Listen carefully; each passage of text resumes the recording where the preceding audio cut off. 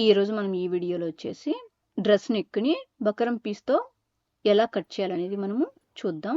మనం వచ్చేసి buckram piece అనేది తీసుకోవాలి.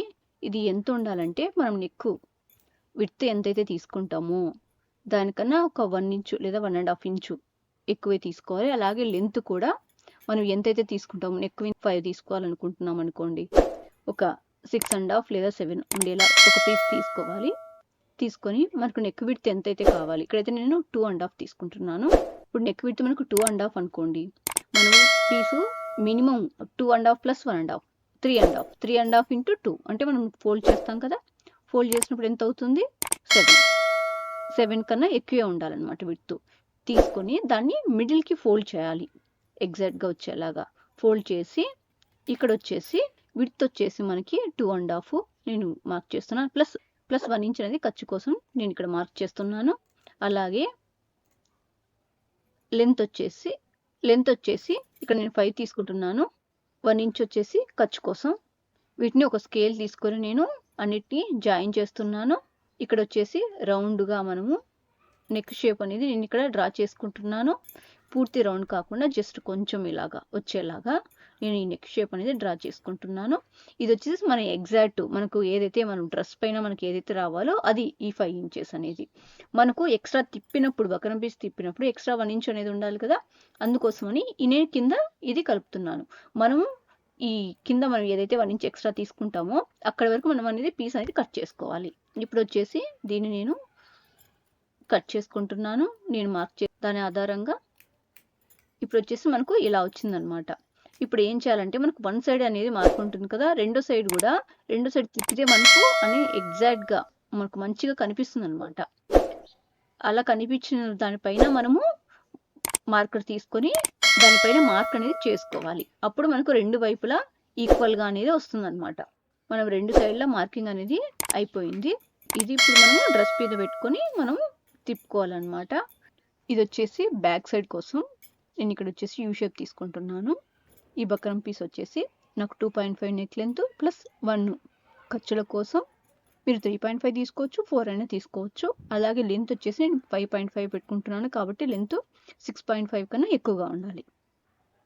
అలాగే ఇక్కడ వచ్చేసి నేను ఒక స్కేల్ని యూజ్ చేసుకొని ఈ లైన్స్ అనేవి డ్రా చేసుకుంటున్నాను. ఇక్కడ వచ్చేసి నేను ఫ్రెంచ్ కర్వ్ స్కేల్ యూజ్ చేసుకొని ఈ షేప్ అనేది డ్రా చేస్తున్నాను.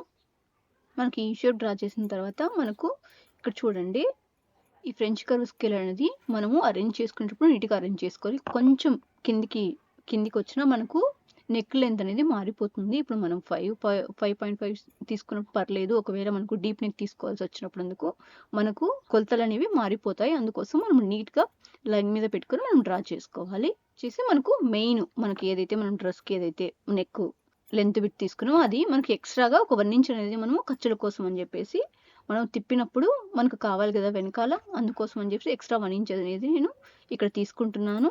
నేను టేప్తో మెజర్ చేసి అక్కడ రౌండ్ అనేది నేను తీసుకుంటున్నాను. వచ్చేసి మనకు బకరం పీస్ అనేది మనం కట్ చేసుకున్నాం. మనకు రెండో వైపు కూడా మనకు మార్కింగ్ అనేది వచ్చి ఉండదు కదా, దాన్ని ఎలా డ్రా చేయాలంటే ఈ బకరం పీస్ని మనము అదే ఫోల్డింగ్తో మనం రివర్స్ తిప్పినప్పుడు మనకు కనిపిస్తుంది అనమాట పైకి కొంచెం. వాటిపైన మనము మార్కింగ్ అనేది చేసుకోవాలి. ఇలాగా మార్కింగ్ అనేది చేసుకోవాలి.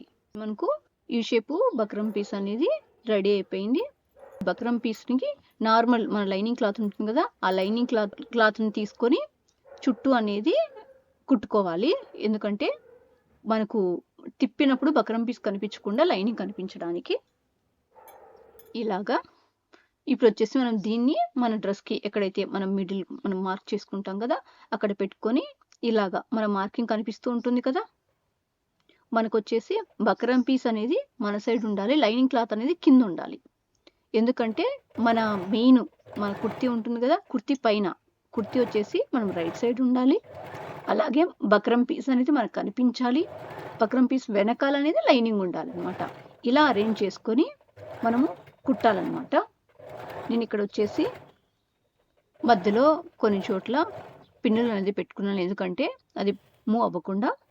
ఇలాగా మార్కింగ్ ఎక్కడైతే ఉంటుందో మనకు అక్కడ అనేది మనకు కుట్టు అనేది రావాలన్నమాట. నెక్ షేప్ అనేది కరెక్ట్గా వస్తుంది, మంచిగా వస్తుంది.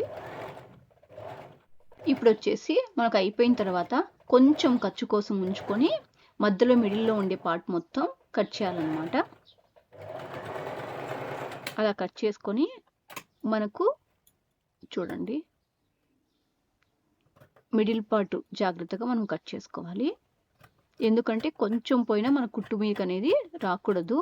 ఇది కటింగ్ అనేది మంచిగా చేసుకోవాలి. అలా కట్ చేసుకున్న తర్వాత మనకు చుట్టూ అనేవి ఖర్చులు అనేవి పెట్టుకోవాలి. చుట్టూ వచ్చింది కదా, ఇప్పుడు ఖర్చులు అనేవి పెట్టుకోవాలన్నమాట. ఖర్చులు పెట్టుకున్నప్పుడు ఏంటంటే మనకు తిప్పినప్పుడు మనకు కొంచెం గుబురుగా కాకుండా మనకు క్లాత్ అనేది మంచిగా ఎక్కడెక్కడ సెట్ అవుతుంది. అందుకోసం అని చెప్పి ఇలా ఖర్చులు అనేది నేను పెడుతున్నాను. ఇప్పుడు ఇలా తిప్పాలి. ఇలాగ తిప్పి మనకు గోరుతో అనేది ఇట్లా రఫ్ చేసుకుంటూ తిప్పాలి. తిప్పేసి మొత్తం అంతా ఇప్పుడు ఇక్కడ ఒక పైన అనేది కార్నర్కి ఒక కుట్టు అనేది వేసుకోవాలి.